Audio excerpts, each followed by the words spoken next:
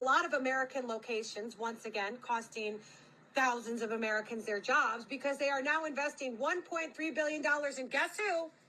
Guess Mexico. And this is because they anticipate a massive boom in their housing market. The rest of the world knows that Mexico and Canada have picked up the economic ball that America has dropped, and they are making trade agreements and investments specifically with Mexico. So essentially, Canada and Mexico are now exporting everything we used to while eliminating the use of the American dollar for the global economy. The automotive industry is hitting a record-breaking low in the United States, so you can expect massive layoffs to sales and service staff. And we're just getting started on the global economy. Now we're going to talk about the home side of things. With them defunding the CDC and the FDA, your food and your drug is no longer regulated, which is why we see a massive uptick in E. coli outbreaks. But you don't see that because Fox News doesn't report that. Fox News also does not report that nobody will buy any food or drug from the United States of America because of the lax regulations on the FDA and the CDC. They know that what we eat here is deadly and poisonous. That is what you eat, and they refuse to buy. With America defunding the CDC and backing off the WHO, the World Health Organization, we've also seen a massive uptick in HIV and AIDS cases in southern cities like Houston, Miami, Atlanta, and oddly enough, the Carolinas. So that's fun. Now I realize there's a lot of off-grid American survivalists who are like, I'm not worried about E. coli or HIV.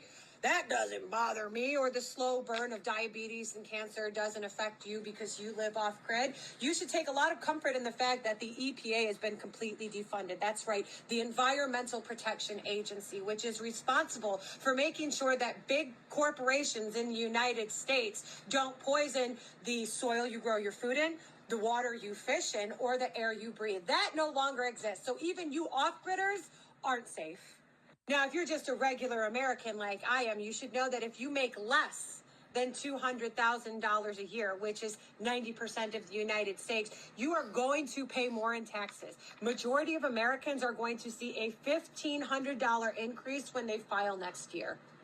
The tourist economy is at an all-time low, specifically for any state that voted red, because countries are specifically boycotting red states in the United States, as previously mentioned. But also, the United States as a whole has been deemed unsafe to travel to because we are on a global genocide watch list.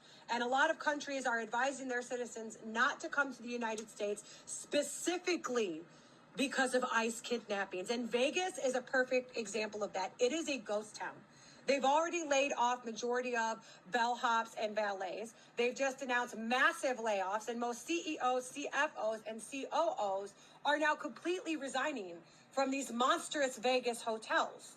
On top of our president defunding the Center for Disease Control, the Food and Drug Administration, and the Environmental Protection Agency, he has also defunded the Department of Education, the National Weather Association, FEMA, Medicaid, and food stamps.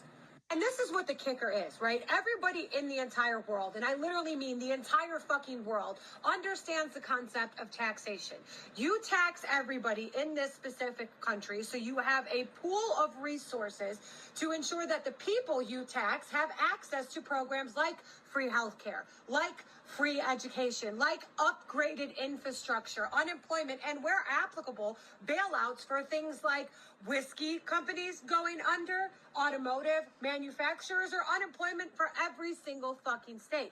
Every single country in the world understands that the taxes you collect from the citizens are for the citizens. The only people who cannot register this concept are, in fact, Republicans in the United States. And what the fuck? Let me just paint this picture crystal clear for all the Magladites who refuse to accept reality as if that's going to somehow stop it from happening to them. The fall of America is not going to be the fall of the United States of America. There's no revolution or civil war coming. There's not a hostile takeover by a fascist dictator, even all-out anarchy for that matter, because red states don't have the economy to launch any type of war in defense or support of the current administration. And do you want to know why?